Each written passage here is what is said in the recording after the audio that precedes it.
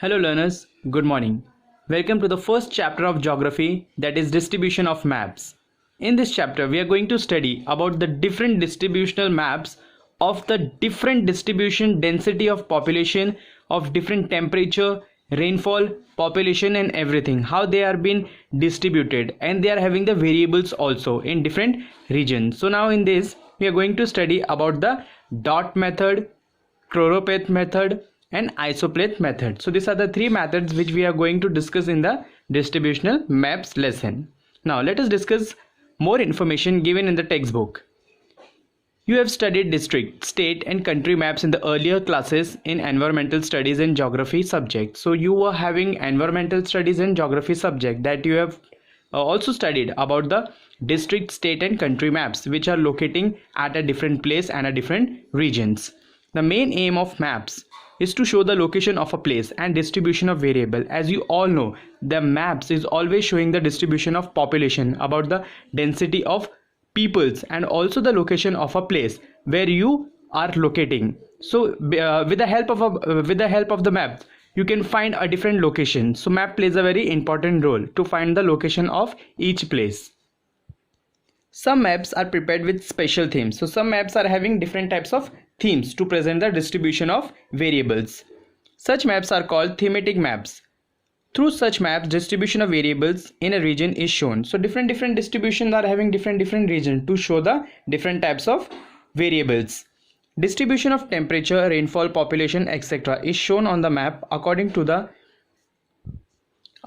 data of these variables. These maps are useful to explain the distribution of these variables in the region. So because of with the help of the maps, or because of the distribution of temperature, rainfall, population, we can easily find on the maps according to these variables. How? If we will find a different location are having different temperature in a region where there will be a less rainfall, also there will be a more rainfall also. Some area you will find more population, some area you will find less population according to the maps, and the different variables has been put on the map. Such maps easily bring out the pattern of distribution. So each maps are having different patterns of showing distribution. To draw distributional maps, we need statistical data of the variable. Distribution can be shown in three following ways on a map. So we can have a distributional maps with the help of statistical data. So we are having different ways to find the distributional of maps. So now first method is dot method. A dot map is prepared using statistical data. So in a dot method we can have a statistical data to find the location of each place, or with the help of statistical data we can locate the location. While preparing dot methods, only data gathered through counting is used. So we have to count the data or dot maps. These are called dot maps. You can find this is a dot map. So we have to count that variable. Say in one per square meter might be 1 lakh people are there, or might be XYZ. So we have to count according to the one variable of that data. The way a variable is distributed throughout the region, the dots are used to show the distribution of the map. So because of the dots only we can find the distribution of the map. So how many regions are having what kind of variables. For example, the population of a region, the distribution of cattle, etc. So we can find easily where the population of a region are having high density because of the dot method. To show distribution through dot method, the value of a dot has to be determined. So whatever the dots, how many dots are there on the map, we have to assume how many dots are there on the map. So because of the dot we can easily find out the distribution. To do that, the lowest and the highest value of given variable in a region are taken into consideration. So there are some values are given in the variable. Some region you will find highest population, and some region you will find the lowest population of the regions, and that we have to take into consideration. That we have to count in that region how many dots are there. According to that dots we have to calculate how much lowest people are there and how much highest people are there or highest population are there. So this we have to take into consideration. Accordingly the number of dots are determined. Also we need to consider the size of a dot. That means consider the size of a dot means we have to see the size also, okay, whether the dot is having a small size or whether it is having a big size. The density of the variable and the scale of the map. the number of dots to be given for the value of variable. As I've already told you, one dot will be having a different value as per the region.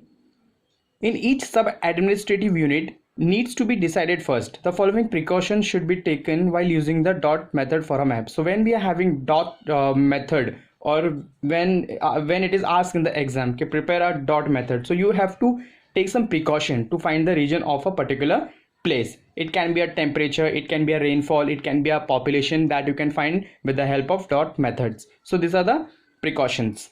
The size of a dot method should be uniform. Means the size of a dot should be uniform.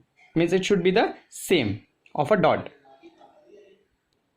The distribution of physiography, source, water sources, transport system, etc. of a region should be considered while placing dots on a map. So when we are placing the dots on a map, we have to consider the physiography. Physiography means it is the different types of landforms which are available. Water sources, so what are the different sources we are. Also we have to see the transport system, means we have to see the routes also by placing the different types of dots. Next is, while showing population distribution, to the rural population is shown by dots, and circle are used to show the urban population. So when we are showing population of rural area, we have to place the dots. When we are showing the urban population, so we have to make the circles. This I will be explaining in the blackboard with the help of maps. You are having a distribution of population on page number 2. This can be used as a dot method map. So you can see the distribution of Amravati district. So they have shown the population. Can you see this index? Index are having different dots. So this index, in this index they are given rural population. So you can assume that each dot carry 10,000 population. So you have to count that, okay, how many dots are there in a specific region or in a different regions in Amravati, and because of the dots only you will find the population. You can calculate, okay, what are the population they are having in different regions. So index plays a very important role in a maps. Like 50,000 population are having small dots, 1 lakh population are having little bit more dots, 2 lakhs are having little bit more than that dots, so in 5 lakhs are having big dots. So this you have to assume while placing the dots in a distribution of population map. So it is called a dot method map.